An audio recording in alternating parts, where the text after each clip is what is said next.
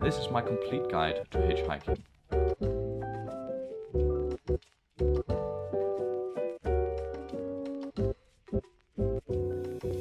There are a few essential things that you need to start hitchhiking, because the classic thing with just sticking your thumb out, that doesn't work anymore. So make sure that you have a sign, either made out of cardboard or wallpaper. On your piece of cardboard you want to write where you're going. Make sure that you write in contrasting colors or colors that pop out of the page. That will make it easy for people driving by to see where you're going. When you have those things sorted out, you want to find the right place. Preferably the biggest road that leads to where you're going. It has to be said that even though you live in a small town out in the countryside, you can still very easily get into the city. Me myself, I live in a tiny village, and still if I go to the only road that goes through the town, I'll get picked up in like 5 minutes.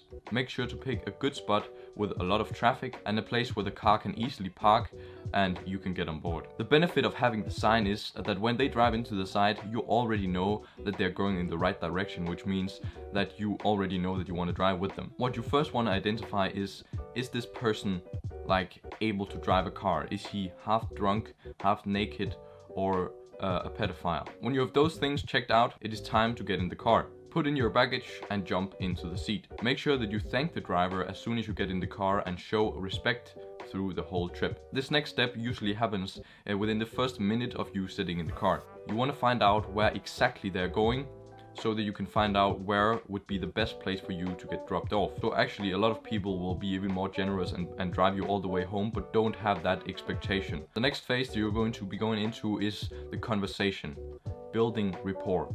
You want to find out about what this person does and where he's from, all these things. So first question could be where you're driving from. Maybe he's driving home from work, from visiting his grandparents, from doing something, right? You want to find out about that, and that will lead you to some more conversation. Secondly, it's great to start a conversation about something that they enjoy doing, which is often the times a hobby or their work.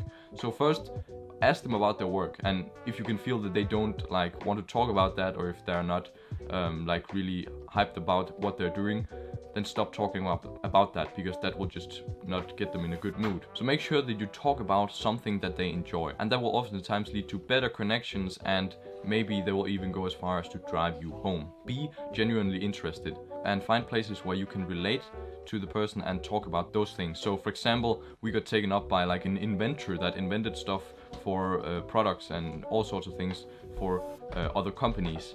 Then we talked about that because I asked about how he got his prototypes made, and we talked about if it was a good job and how his everyday life was it a busy every day. All these things you can ask about because he enjoyed his job, and this is how things can lead on to more conversation. And also one thing that's important to remember is, especially if you're driving long distances, that silence isn't always awkward. There should not be conversation all the time. Remember also to match the driver's energies. If he's really chill and just doesn't want to talk that much, then don't try to like talk all the time. Then just match that energy, match the vibe, match the mood. Now you have arrived to your destination and it's time to leave the car. Remember to thank the driver for the ride, and you can use a sentence like have a good life, because you're probably never going to see each other again. It's free, it's fast, and you build your network. My brother has got clients for his photography business just by talking to people while hitchhiking. That, my friends, was my complete guide to hitchhiking.